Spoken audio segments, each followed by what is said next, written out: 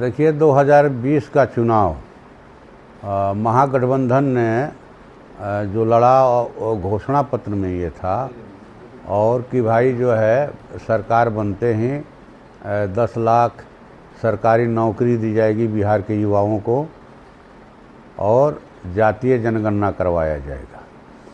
तो अपने घोषणा के हिसाब से गठबंधन की सरकार ने काम किया। जब 17 महीने ही चली सरकार, उस समय जब घोषणा की गई तो बिहार के माननीय मुख्यमंत्री जी बोले, उस समय माननीय लालू जी जेल में थे, कि ये पैसा कहाँ से आएगा, पैसा इसका बाप देगा, नौकरी कहाँ है, पैसा कहाँ है, कि जेल से इसका बाप भेजेगा।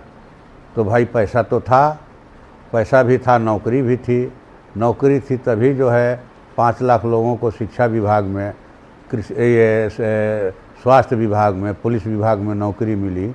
ये बिहार ही है, महागठबंधन की सरकार ही थी जिसने एक दिन में 2,17,000 शिक्षकों को नियुक्ति पत्र दिया। ये एक विश्व रिकॉर्ड होगा मेरे ख्याल से। मेरी जानकारी में ऐसा नहीं है कि दुनिया के किसी देश में किसी एक विभाग ने एक दिन में इतनी नौकरी दी हो, सरकारी नौकरी ये दिया गया। तो ये 5 लाख माने लोग जो सरकारी नौकरी में काम कर रहे हैं, क्या वो फोकट में खट रहे हैं? नहीं, खट रहे हैं, पैसा मिल रहा है, उनको वेतन मिल रहा है, पैसा तो था, नौकरी भी थी।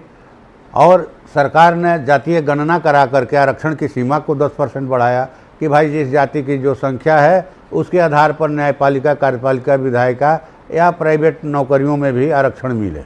हाँ, जो 94 लाख 95 लाख ऐसे लोग हैं जिनकी आमदनी, मासिक आमदनी 6,000 से कम है, उनको 2 लाख रुपया स्वरोजगार के लिए दिया जाएगा।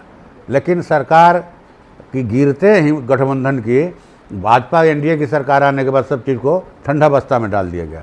लेकिन हम लोगों ने लोकसभा के मकर द्वार पर प्रदर्शन किया, लोकसभा के अंदर उठाया ये सवाल कि भाई बिहार में जातीय गणना हो और जिसकी जो संख्या है उस आधार पर उसको माने कहा जाए कि प्रतिनिधित्व मिले हर क्षेत्र में।